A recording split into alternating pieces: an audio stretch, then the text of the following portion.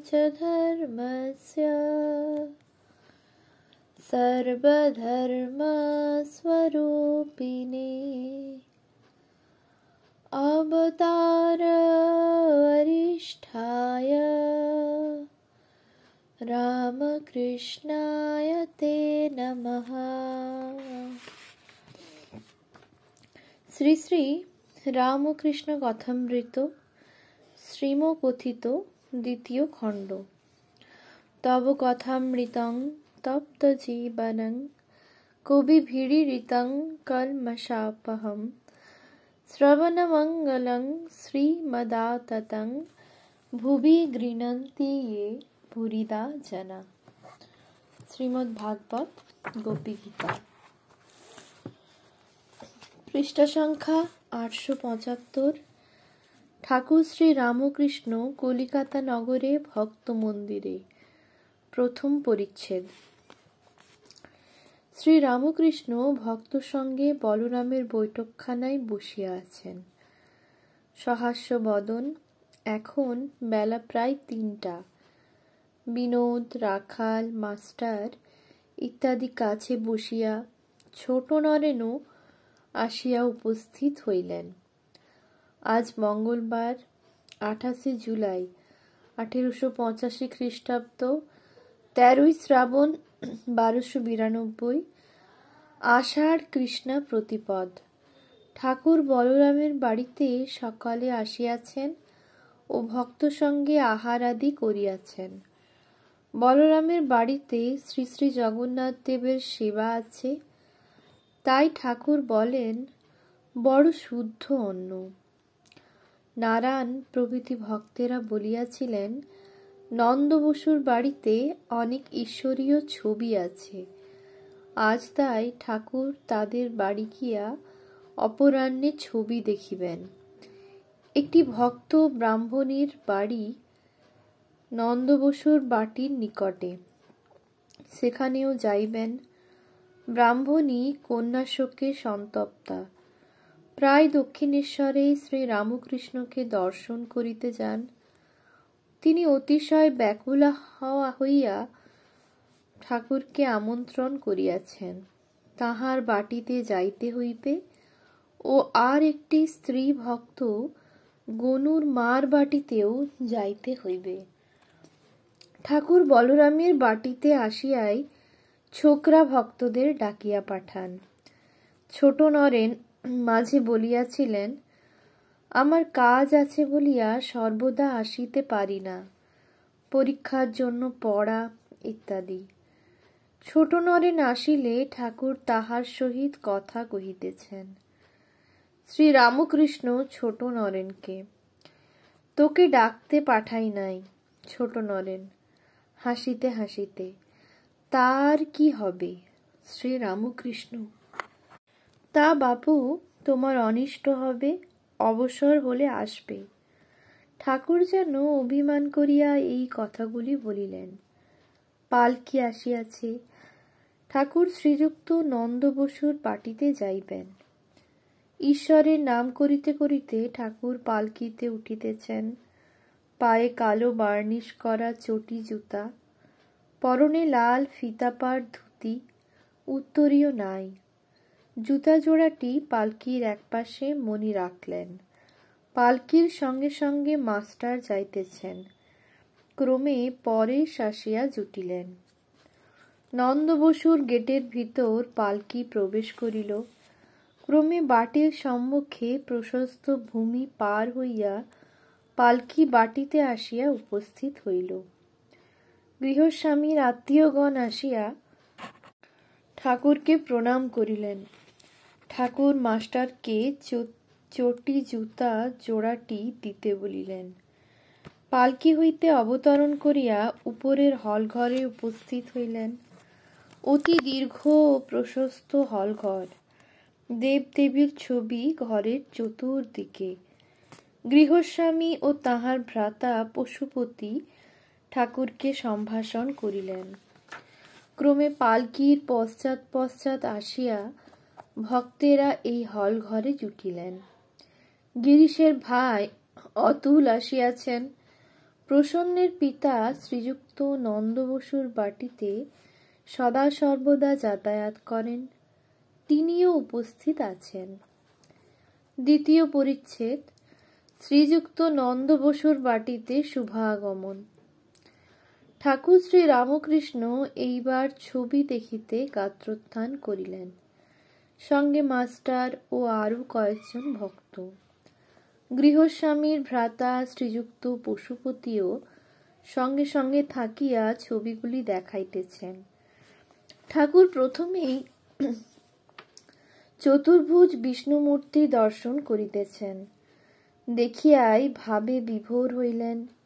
দাঁড়াইয়াছিলেন, বসিয়া পড়িলেন।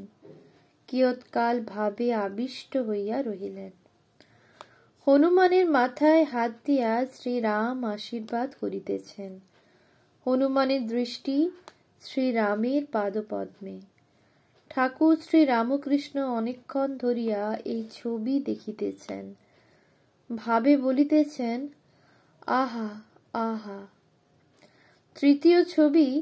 বংশীবদন শ্রীকৃষ্ণ কদমতলায় দাঁড়াইয়া আছেন। চতুর্থ বামনাবতার। ছাতি মাথায় বলির যজ্ঞে যাইতেছেন। শ্রী রামকৃষ্ণ বলিতেছেন, বামন, এবং এক দৃষ্টে দেখিতেছেন।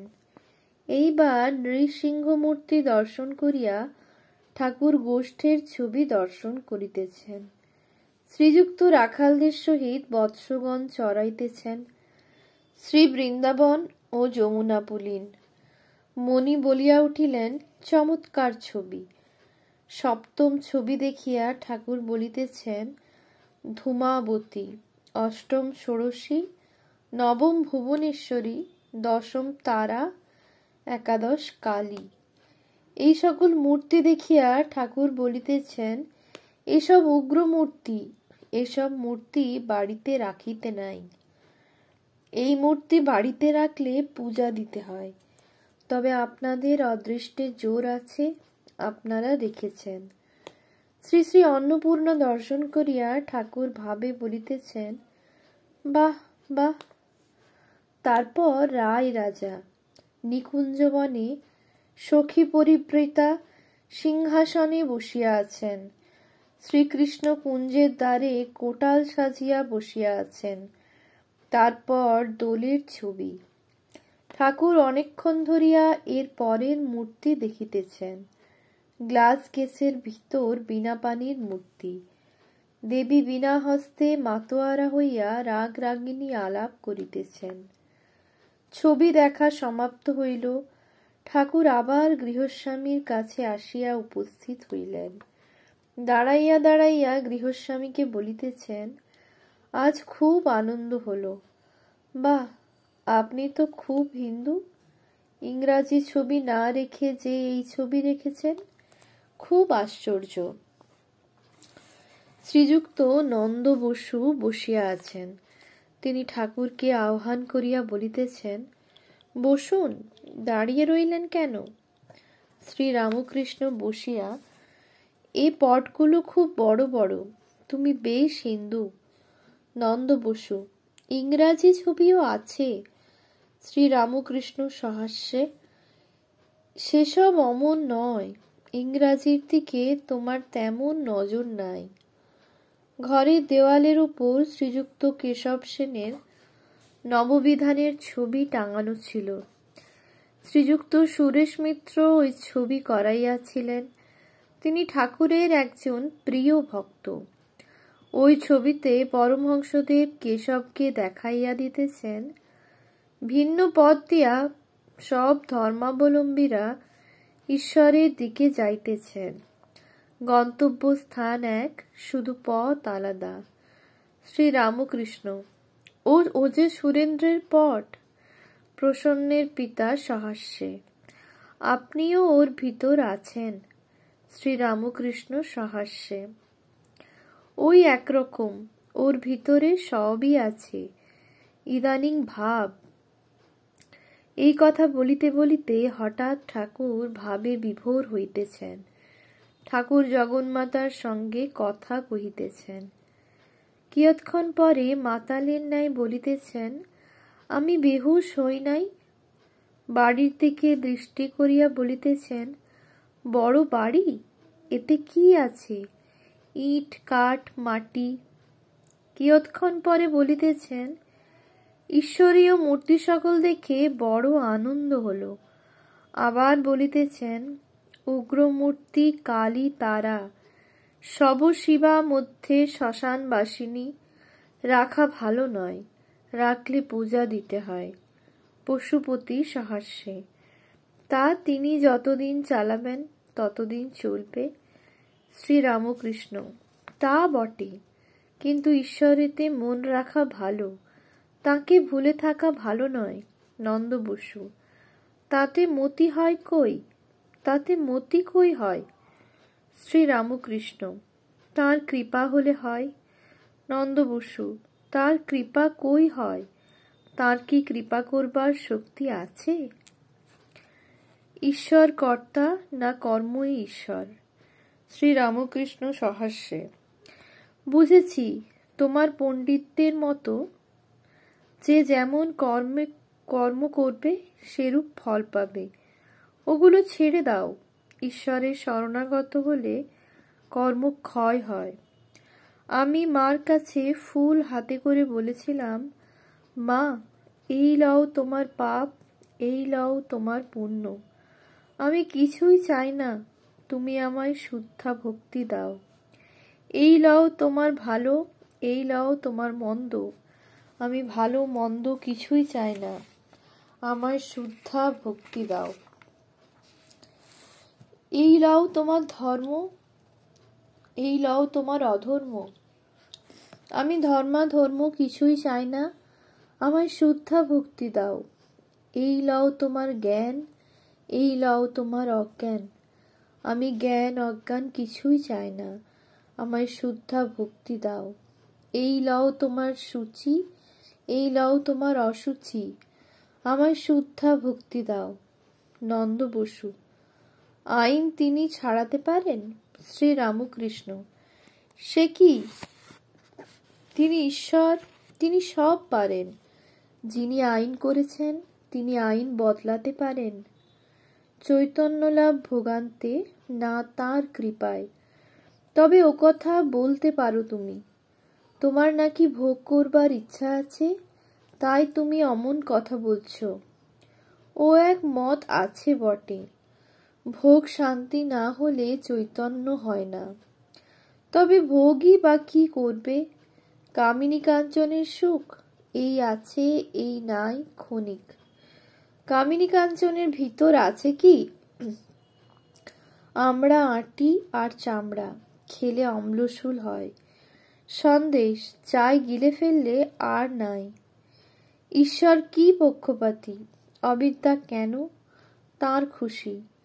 নন্দ বসু একটু চুপ করিয়া আছেন, তারপর বলিতেছেন, ও সব তো বলে বটে, ঈশ্বর কি পক্ষপাতী।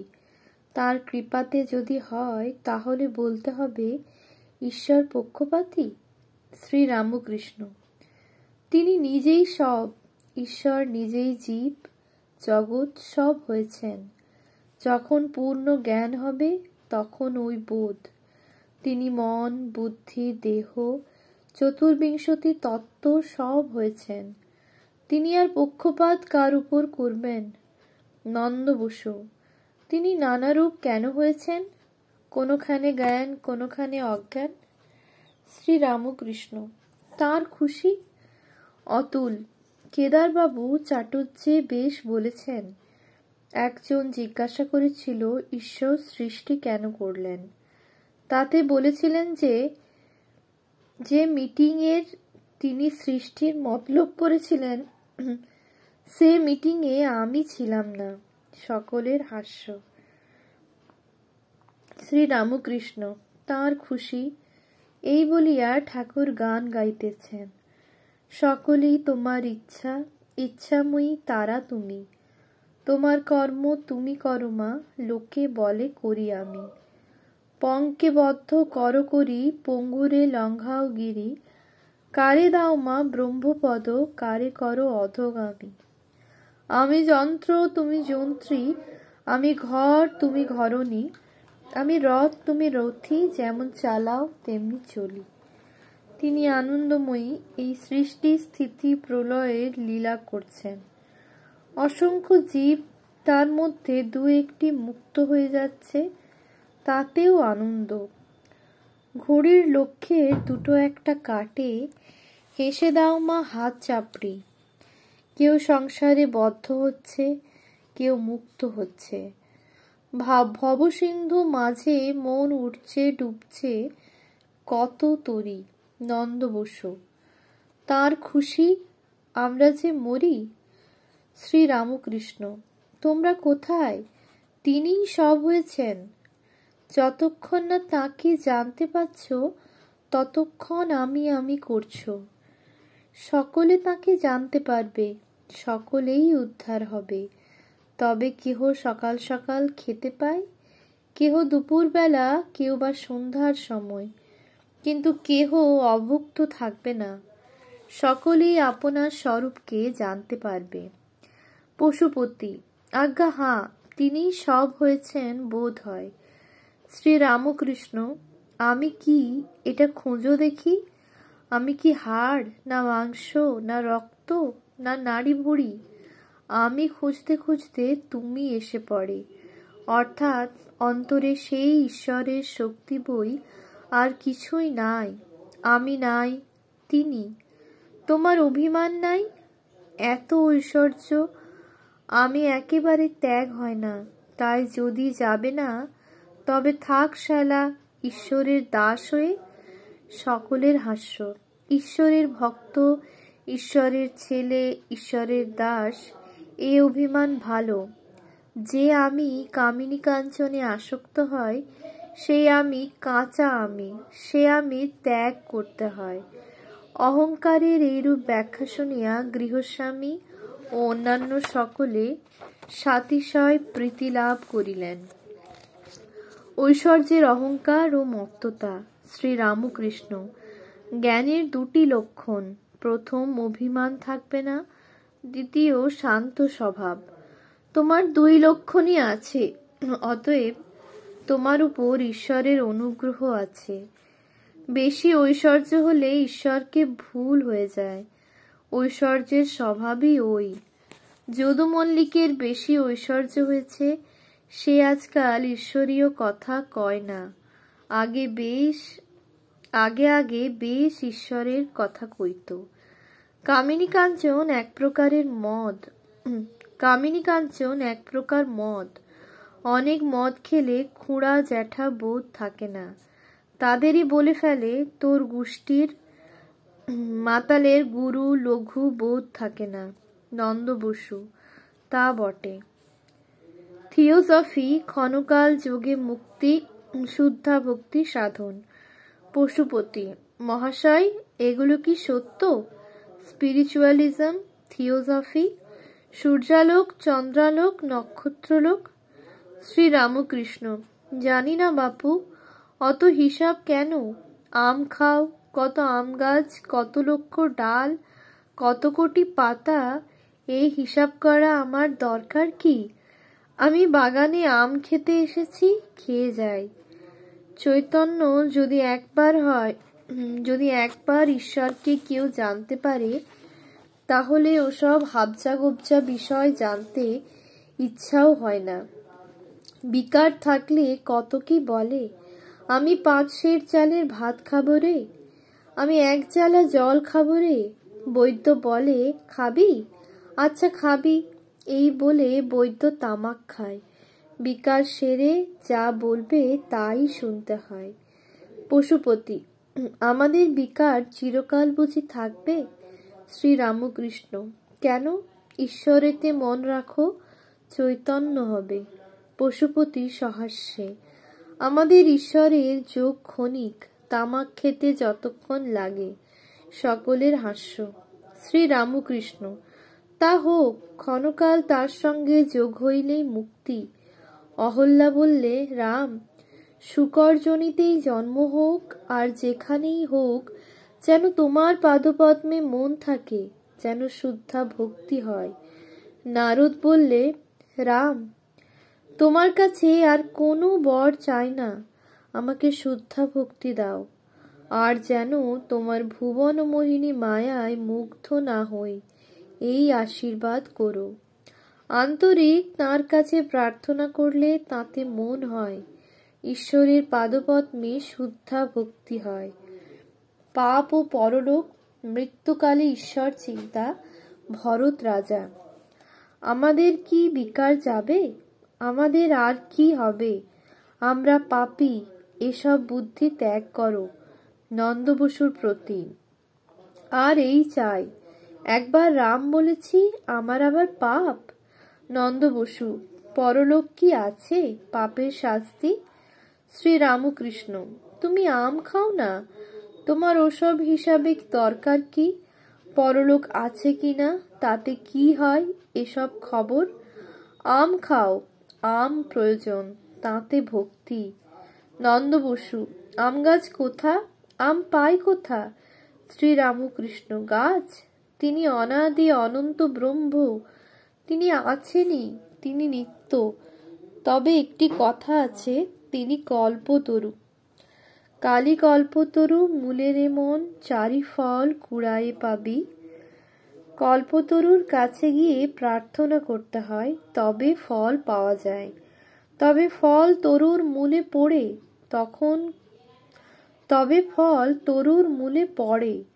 তখন কুড়িয়ে লওয়া যায়। চারি ফল, ধর্ম, অর্থ, কাম, মোক্ষ। জ্ঞানীরা মুক্তি, মোক্ষ ফল চাই, ভক্তেরা ভক্তি চাই, অহেতুকী ভক্তি। তারা ধর্ম, অর্থ, কাম চায় না। পরলোকের কথা বলছো? গীতার মতো মৃত্যুকালে যা ভাববে তাই হবে। ভরত রাজা হরিণ হরিণ করে শোকে প্রাণ ত্যাগ করেছিল, তাই তার হরিণ হয়ে জন্মাতে হলো। তাই জপ, ধ্যান, পূজা এসব রাত দিন অভ্যাস করতে হয়, তাহলে মৃত্যুকালে ঈশ্বর চিন্তা আসে অভ্যাসের গুণে। এরূপে মৃত্যু হলে ঈশ্বরের স্বরূপ পায়। কেশব সেনও পরলোকের কথা জিজ্ঞাসা করেছিল। আমি কেশবকেও বললুম, এসব হিসাব তোমার কি দরকার? তারপর আবার বললুম, যতক্ষণ না ঈশ্বর লাভ হয় ততক্ষণ পুনঃ পুনঃ সংসারে যাতায়াত করতে হবে। কুমোরেরা হাঁড়ি সরা রৌদ্রে শুকুতে দেয়, ছাগল গরুতে মারিয়ে যদি ভেঙে দেয় তাহলে তৈরি লাল হাঁড়িগুলো ফেলে দেয়, কাঁচাগুলো কিন্তু